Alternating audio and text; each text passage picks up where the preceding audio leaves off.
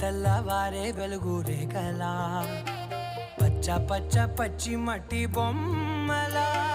అల్లి బిల్లి వెన్న పాల నురగలా అచ్చ తెలుగు ఇంటి పూల కొమ్మలా దేవదేవుడే పంపగా ఇలా దేవతే మా ఇంట అడుగే పెట్టెనంట బ్రహ్మ కళ్ళలో కాంతులే మా అమ్మలా మా కోసం మళ్ళీ లాలి పాడేనంట.